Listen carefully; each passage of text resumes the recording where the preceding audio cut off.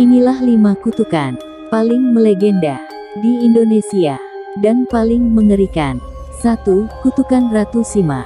Siapa saja kepala negara yang tidak berhati suci jika masuk wilayah kota Kediri maka dia akan jatuh.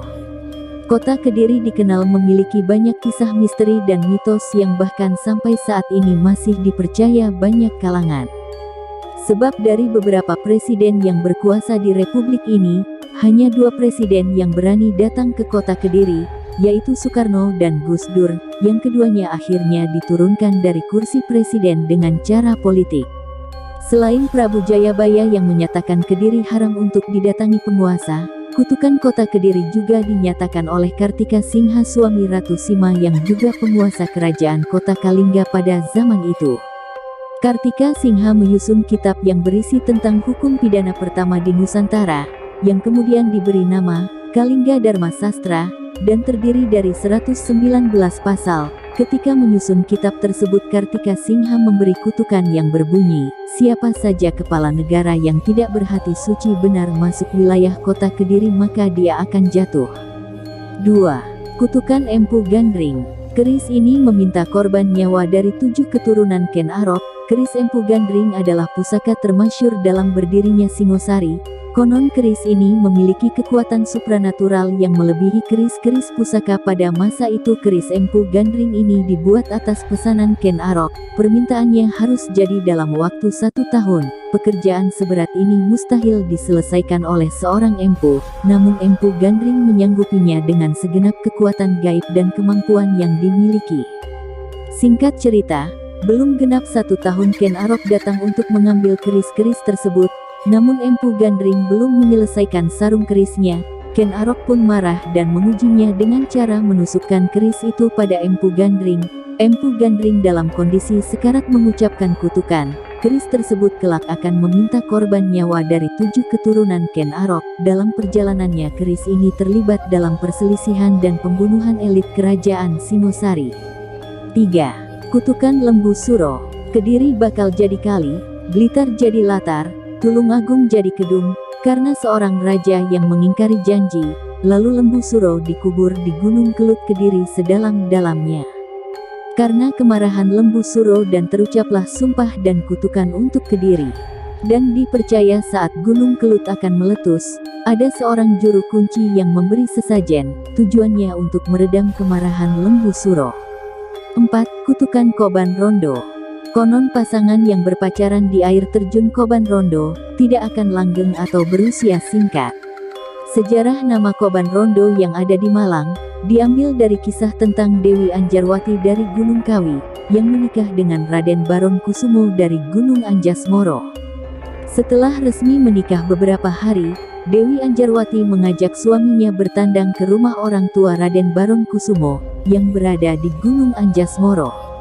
Namun niat ini ditentang oleh orang tua Dewi Anjarwati. Menurut tradisi Jawa kuno, pasangan pengantin baru dilarang bepergian sebelum usia pernikahan mencapai lebih dari 35 hari. Karena dapat mendatangkan kesialan bagi pasangan tersebut yang melanggarnya.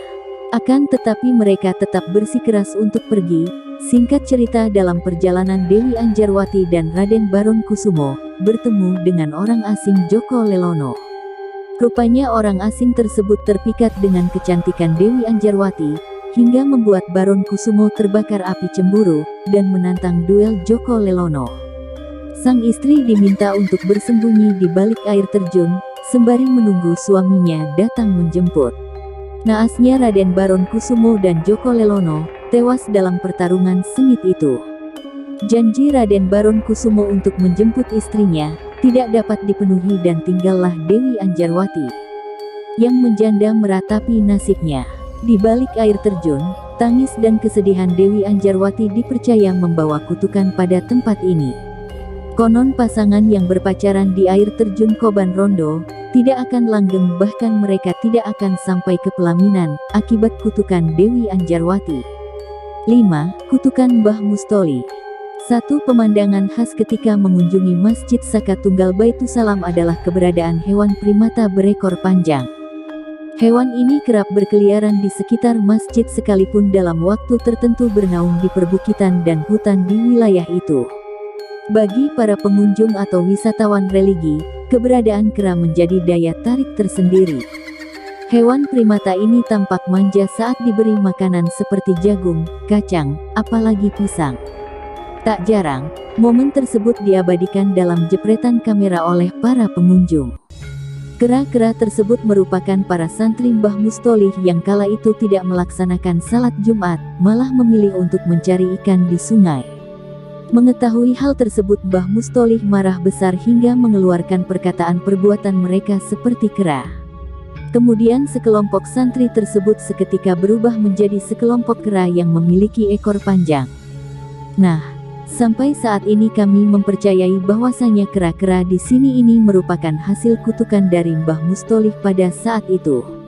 Tapi, terlepas kejadian itu benar-benar pernah terjadi atau tidak, Pak Sulam mengatakan legenda tersebut sejatinya ingin menyampaikan pesan bahwa manusia setidaknya tidak berperilaku selayaknya hewan.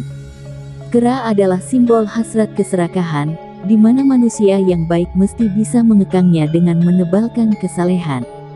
Tidak sepantasnya kita sebagai manusia meniru sifat-sifat hewan kera karena kita diberi akal untuk bisa memilih mana yang baik dan mana yang buruk. Hingga saat ini, kutukan-kutukan tersebut telah menjadi bagian dari budaya dan kepercayaan masyarakat Indonesia. Meskipun tidak ada bukti ilmiah yang mendukung keberadaan kutukan, cerita-cerita ini tetap dipercaya oleh banyak orang.